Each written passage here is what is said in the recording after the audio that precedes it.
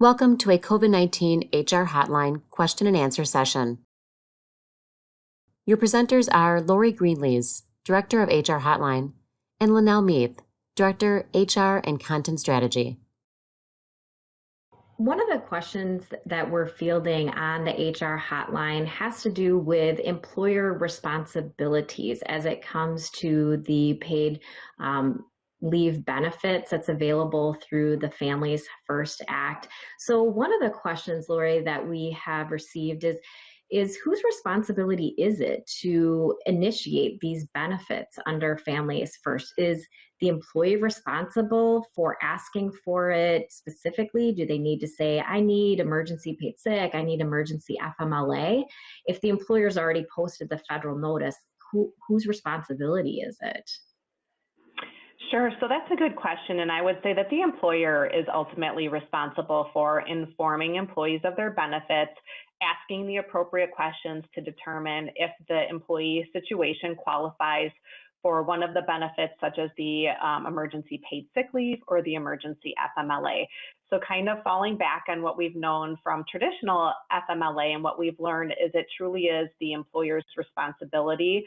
Once they're put on notice that the employee may have a situation that qualifies, it's then in the employer's responsibility, the ball's in their court, to ask the appropriate questions and issue the appropriate paperwork.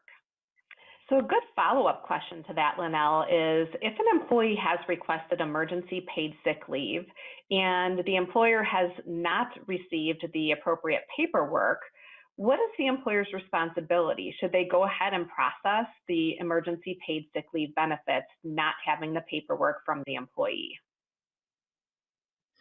Well, so that is an individual decision, I guess, that the employer needs to make. One of the things that is talked about in terms of the requirements to request a leave and be able to substantiate that is to provide a paperwork, documentation.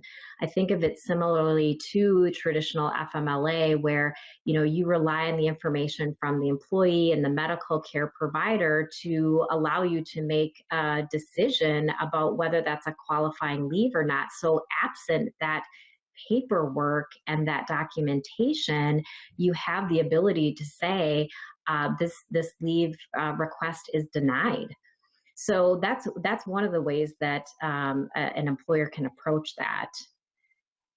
I guess Sure. the other possibility is that the employer can, absent the paperwork, they can still pay it, and just send maybe a reminder to the employee that, hey, if you don't turn in this paperwork, maybe no future benefits are going to be available, and maybe they will go back and have to, process a payroll correction. So I guess that's another option that an employer can have and take.